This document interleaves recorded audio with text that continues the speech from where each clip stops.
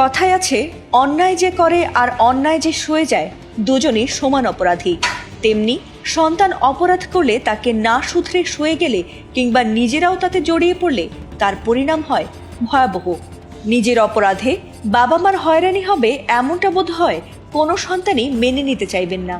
কিন্তু কোনো নিয়মের তোয়াক্কা না করে বাবা মাকে নরক যন্ত্রণা ও অপমানের মুখে ফেলে পালিয়ে গেছেন হাদিকে গুলি করা সেই শুটার ফয়সাল করিম মাসুদ। আর পুলিশের কাছে ধরা পড়ার পর আদালতে তারা এবার তাদের সন্তানের বিরুদ্ধে চাঞ্চল্যকর তথ্য দিয়েছেন, যাতে করে হতবাক অনেকেই।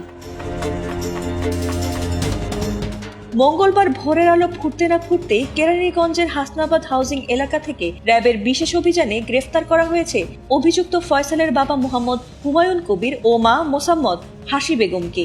পরে তাদের ঢাকা মহানগর গোয়েন্দা পুলিশের কাছে হস্তান্তর করা হয়েছে। এরপর বুধবারে তাদের ঢাকা মেট্রোপলিটন ম্যাজিস্ট্রেট আদালতে হাজির করা হলে বিচারকের খাস কামরায় তারা তাদের সন্তানের করা অপরাধ ও তাকে সহযোগিতার কথা স্বীকার করতে বাধ্য হয়েছেন এবং দিয়েছেন সেই ঘটনার চাঞ্চল্যকর বর্ণনা। আদালতের কাছে স্বীকারোক্তিমূলক জবানবন্দিতে শুটার ফয়সাল করিম মাসুদের বাবা মা জানিয়েছেন, তাদের 4 সন্তানের মধ্যে ফয়সাল তৃতীয়। আর প্রায় আগারগাঁওয়ে তিনি তার বড় বোন জেসমিন আক্তারের বাসায় যাতায়াত করতেন।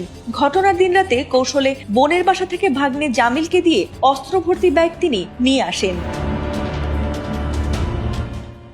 এরপর সে সময়ে বাবা মার সঙ্গে দেখা করে নিজের 2টি ফোনের একটি ফেলে দিয়ে অন্যটি তার মাকে দিয়েছিলেন। তবে বিপদের গন্ধ পেয়ে আসামি শুটার ফয়সাল আগারগাঁও থেকে মিরপুর, পরে শাহজাদপুরে চাচাতো ভাই আরিফের বাসায় যাওয়ার পর সেখান থেকে ফয়সালের ব্যাগ নিয়ে তার বাবা হুমায়ুন কবির তাকে কিছু টাকার সঙ্গে দিয়ে একটি সিএনজি ভাড়া করে দিয়ে তার ছোট ছেলে হাসান মাহমুদ ওরফে রাজের কেরানীগঞ্জের বাসায় পাঠিয়ে দিয়েছিলেন এবং জুরাইন থেকে তারা নতুন 2টি মোবাইল সিম কিনে ব্যবহার করেন।